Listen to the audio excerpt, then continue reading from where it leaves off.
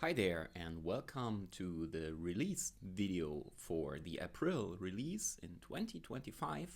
My name is Christian Humbert and as usual I'm glad to present the latest updates of our binary level analyzers AIT, StackAnalyzer, TimeWeaver, ValueAnalyzer and TimingProfiler. We have quite some new features that we are excited to share with you. I'd like to start by giving you a quick update on a few improvements in the graphical user interface, especially in the statistics view first. Before we come to the first demo of today's video, I'd like to remind you on the concept of additional starts in timing analysis. I have prepared here a small analysis for the meta task. And in this meta task analysis, I have defined three functions, the open can socket, can receive data, and the 1 millisecond task to be an additional start. This means that we will perform a decoding and value analysis phase for the entire meta task, call and control flow, but perform individual cache and pipeline and path analysis steps for these separate or individual specified additional starts. All right. Okay, let's start the analysis now, and I'd like to show the improvement in the statistics and graphical output. Because it might happen that one or more of these additional starts or analysis take a longer processing time. Like in this case here, the first additional start, open can socket, and the can receive data, the second one was processed very fast, very quickly, and the last one is still in the process. In previous releases, you had to wait until all of the defined additional starts were completed to access the results and the statistics. Now, you can already access the results and the statistical output for the already processed additional starts. So let's see. If we click on statistics now, we can already access the results for our additional start open can socket and for the already completed can receive data. Of course, the last one is not yet available, so we can't access the results yet. The second improvement is that inside of the statistics, we have this object size output. And this is now also analysis aware and especially also analysis entry aware. That means if I select the different analysis or additional start entry, we might have a different output here. So we see here in the pflash, we access some function, of course, the open can socket, which was located at this address here, and in the can receive data, obviously a different object, namely the other function, is accessed here, right? The next demo nicely shows how we have improved the searching experience in the graphical user interface. As you know, the static value analysis computes memory access information. So that means it predicts statically where read and write accesses go to, in which memory and which addresses are accessed. You can access this information, for instance, in the reporting file. Well, so I've just opened here the 1 millisecond task reporting, and you see a memory access information for each function listed here. For instance, you see the very first instruction in can receive data writes to some stack cell here. The next instruction speculatively, the next one here writes to the next stack cell, and so on. Sometimes there are also accesses to global variables, like here, where we access the global can socket structure. Well, you can also search for memory accesses, for write and read accesses in the graph. For that, you can open the graph find dialog via the menu graph find, or use the shortcut Control F. And then, then you have to also use the filter that you would like to search not just for instruction addresses or routine addresses, which would be the default here. No, that you also want to search in the memory access information. So for instance, if you want to search for some writes to this first stack cell we had seen in the report, so we copy the address here, we will find program locations here in the searching output where this memory cell is written. And we see several locations, namely the very first instructions always of these functions where the stack cell is written correspondingly. And if I double click then to that, I can jump to this instruction and maybe also open the interactive value analysis information if you want. Okay, now what is the difference in the new release? Well, the experience of this searching here has been greatly improved when it comes to address ranges. So far we have searched for a constant address, but what about searching for accesses to some memory range or address range, like this one, for instance? Yeah. So let's switch to memory reads. And what do we find? Well, now we find here a load access to exactly this memory area here, to this address range. Now you can decide on if you would like to intersect all memory accesses with the given address range and list only those where the intersection is not empty, like in this case here. Or if you would like to apply the search within the given address range here, so are there any accesses lying within the address range which I've given here?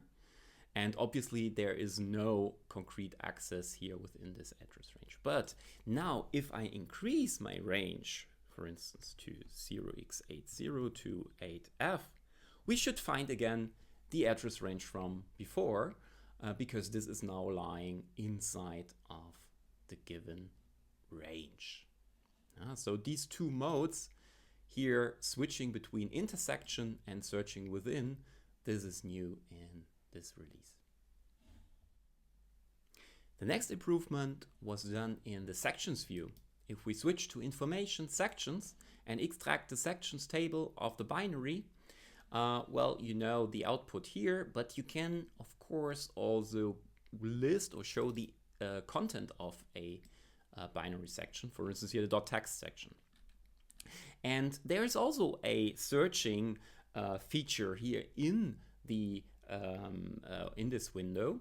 You can search for hex for individual bytes or addresses, and this searching is now also or includes wraparound matches. So for instance, if we would like to search for this byte stream here, so let's try that out. No, 0x110 91 E5 10 and 30, and we would like to expect to find this match, and yes, you see it found exactly that one which I had selected before already. No?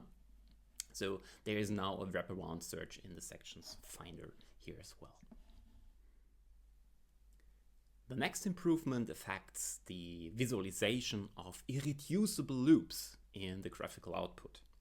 For you, as a reminder, irreducible loops are loops in the program's control flow that have typically more than one entry point. That means there is more than one way to jump into that loop, which makes the loop's behavior typically harder to analyze, especially for our static analysis. Here's a function containing an irreducible loop. As you can see, we have like two branches from here and from here into the very same loop structure, which is nicely visualized in that red block here. You also see that there is a start node inside of that irreducible loop node, and this corresponds, of course, to those target addresses here. So the first one is the 30C. That would be obviously this branch here, corresponds to that edge here. And the other one would be the 338. So we enter from here to that node, right? Well, as you know, if you analyze a function containing such an irreducible loop now, for instance, in the timing analysis, you will get a warning that this loop isn't bounded. You know? And for irreducible loops, you need a special annotation to bound that. Yes, and you can see it here already in the annotation hint.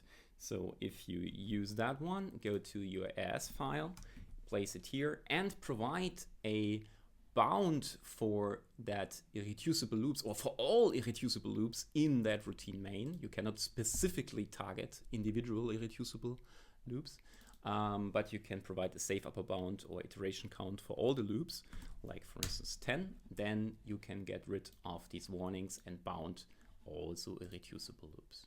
Huh? Well, an irreducible loop can not just have multiple entries, but also multiple endpoints. And this is an example that has 3 different endpoints, and these are also visualized with several end nodes in that irreducible loop node.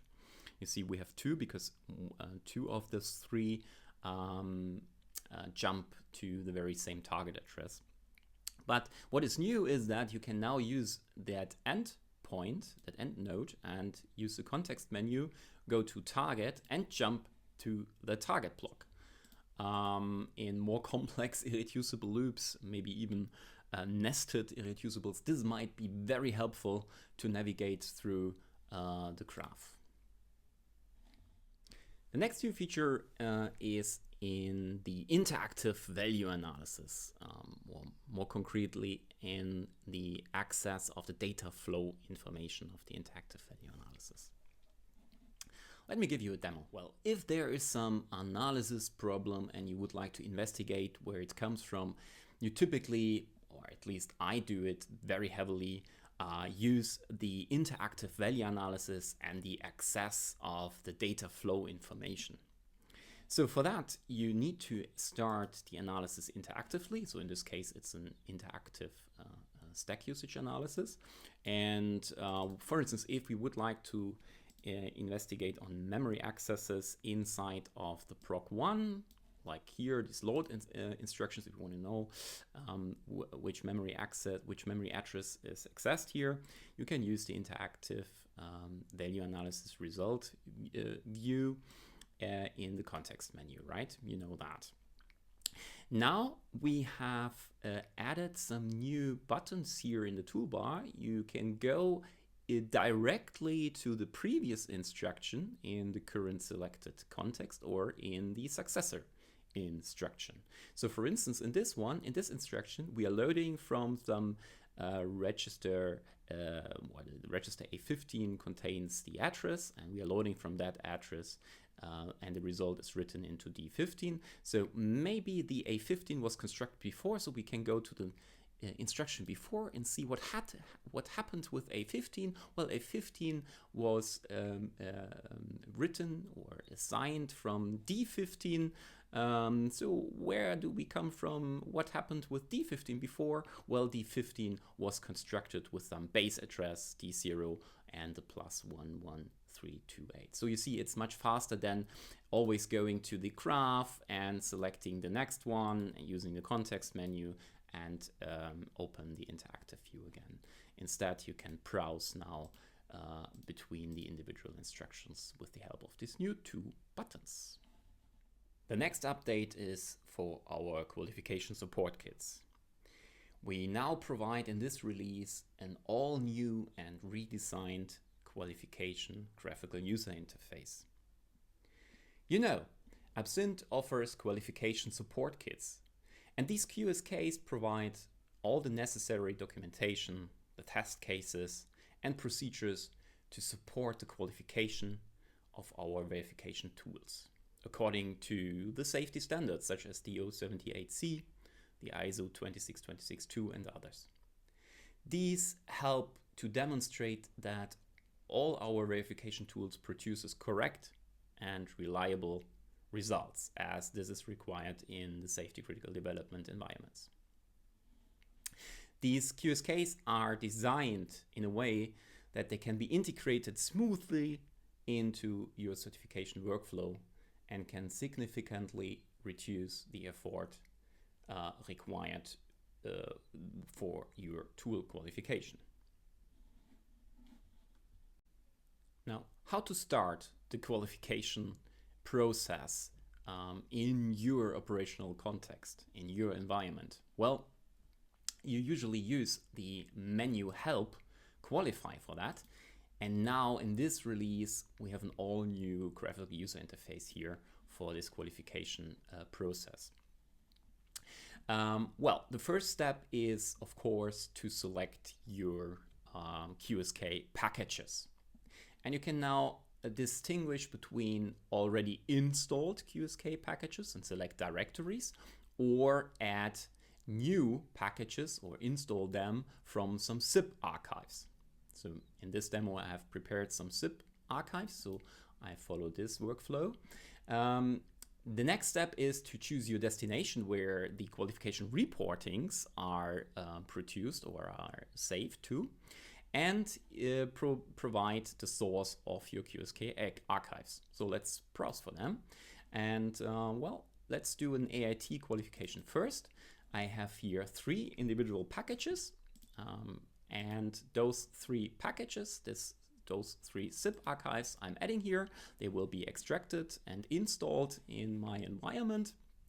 And now the graphical user interface show you what is the currently installed and active QSK, namely an QSK for an AIT, for the architecture ARM, and for this build number that we would like to qualify.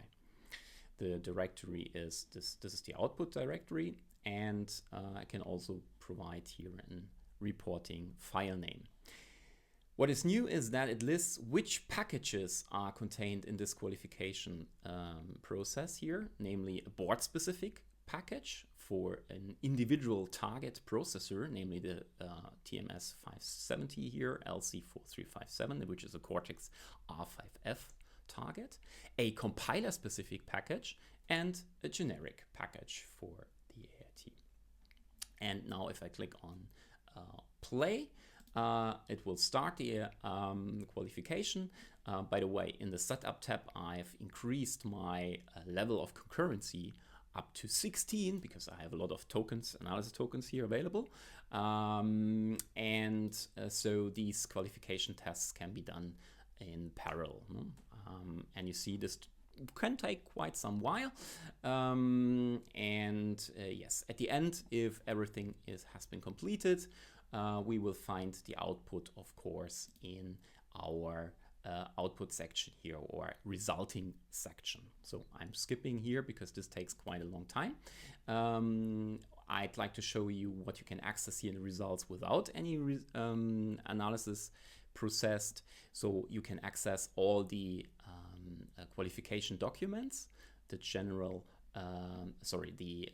tool operational requirements, for instance, and so on, the TOV, VVCP, so the document listing all the test cases for the validation, and so on. Also the tool lifecycle documents if you need them. So, well, in addition to that AIT QSK, I could install another one, maybe, for instance, the one for the StackAnalyzer. Yeah? And well, you see, I can also have installed QSKs in parallel. So now I have the AIT and the StackAnalyzer QSK here installed, and I can switch between those two to select them as an active QSK. And if I select this one and click on play here, well then the StackAnalyzer verification will be done.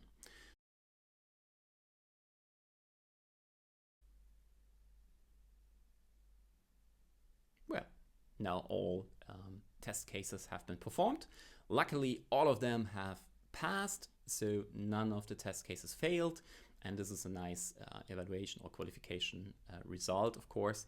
The traffic light goes to green, and there's a nice statistics. Of course, these results here from the log can also be accessed here in the reporting file in the result section. If I click here, then this will be opened in my standard browser, similar to the already prepared documents.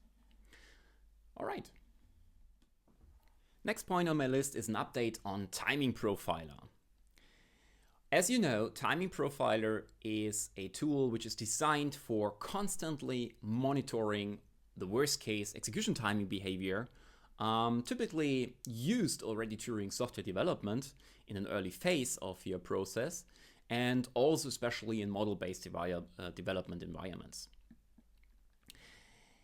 What is new in this release is that TimingProfiler will now adopt a unified and new generic processor model across all architectures. Yeah. The advantages of this new TimingProfiler model is that it ensures consistency and simplification of our WCET estimate calculation. It further reduces the memory consumption during the analysis, and it also introduces some additional customization capabilities like so-called TimingProfiler Light mode, and now for all platforms which are available at AbsInt. Please be aware that with this change in the processor model, and that has become much more generic now, the WCET estimate, which was calculated by this new release, can differ from those produced by the previous versions. If you need worst case execution time guarantees, please use AIT for that. Last but not least, I have an update on TimeWeaver to share with you as well. Here we now introduce a new trace-based wizard to guess the dynamic linking base addresses. Let me give you a demo on that as well. As you know, StackAnalyzer, TimingProfiler, and TimeWeaver can process input binaries that have been dynamically linked. What you have to do is to enable the option dynamic linking under setup decoding, and then if you switch to the files input dialog, you can not just provide the input binary, which was dynamically linked, but also the library files, right? But while for Stack and TimingProfiler analysis, it's not of that importance that these base addresses of the libraries later are fully correct. We can work with some, well, just guessed addresses or auto-derived ones.